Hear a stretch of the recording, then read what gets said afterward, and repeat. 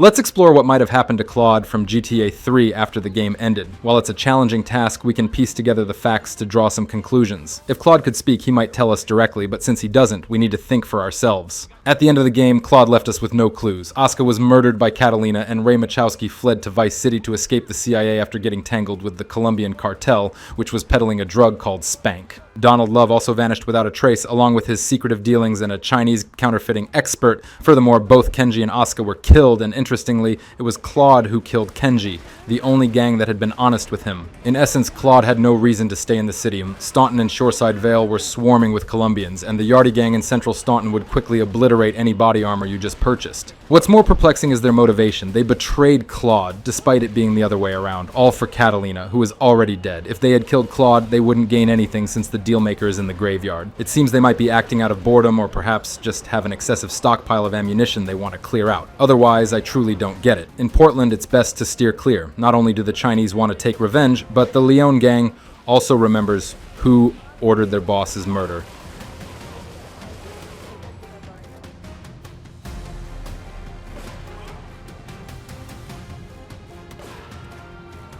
And is not inclined to forgive. Those guys are heavily armed, so drive into their territory and a couple of shotgun blasts could send you back to the game from the hospital. For Claude to enjoy the money he earned and live a quiet life, he would need to eliminate those who wanted him dead. Making deals was unlikely since Claude wasn't a diplomat and lacked exceptional communication skills. In the first scenario, Claude had to take on these gangs. He says while he was still a ruthless thug, he couldn't handle them all alone. The Southside Hoods were the only gang he had a relatively good relationship with. This small street gang controlled the poorer areas of Wichita Gardens. The Yakuza could also be considered allies. Although Claude killed their leader Kenji, fortunately, no one discovered this. After Asuka and Kenji's deaths, the Yakuza focused on rebuilding. They definitely weren't keen on starting a war over some psycho. I think you understand that. Therefore, Claude is limited to working with the Wichita Gardens gang. Given enough time and collaboration, they could potentially rise to become significant players in the criminal underworld, especially since Claude is a top-tier killing machine. We know he caused serious issues for one gang, essentially sparking a violent war.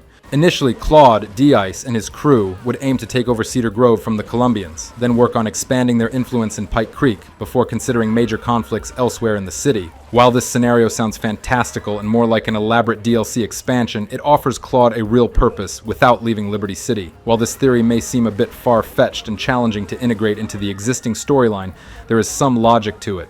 It's arguably more likely that Claude would choose to leave Liberty City after amassing a considerable amount of money through murder and theft, angering dangerous individuals in the process. Therefore, it would be wise for him to escape these vengeful gangsters, enjoy his ill-gotten gains, and retire like Michael DeSanta from GTA 5. Ultimately, isn't that the point of being a criminal?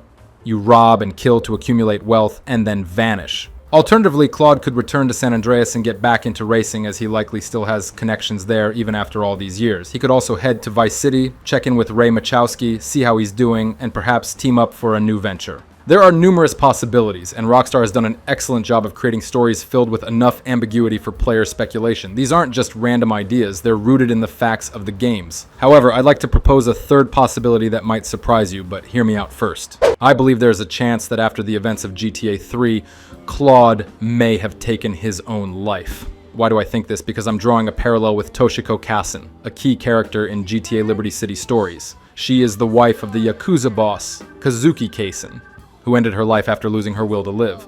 She moved from Japan to Liberty City and married Kazuki, spurring him to the top of the Yakuza. It soon became clear that Kazuki didn't love Toshiko. He married her only to advance his own status. When she realized this, she was heartbroken and vowed to destroy Kazuki and his organization. But it is fitting that I kill you myself. You too, leave us. I am going to enjoy thrusting my sword into you. Yeah, I heard that about you.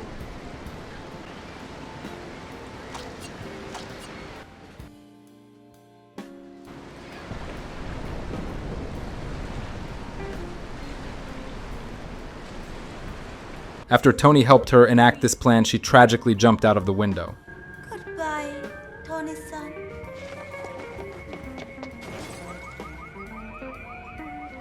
As we can see, Toshiko loved Kazuki so deeply that she couldn't or envision a happy life without him, even though he was a complete jerk. The relationship between Claude and Catalina could have been quite similar. Catalina never loved Claude, yet he believed he loved her. During the bank robbery at the game's start, a harsh reality emerges. In essence, Claude could represent Toshiko, while Catalina could be seen as Kazuki. Claude genuinely loved her, and she exploited that love to drag him into all those heists. Then she betrayed him. In the final mission, when Claude kills his ex, he might have taken a path similar to Toshiko's and considered suicide.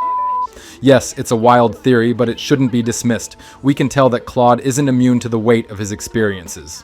Up until a certain point, he remained loyal to Catalina, who ultimately betrayed him, and the same goes for Salvatore, who also turned against him.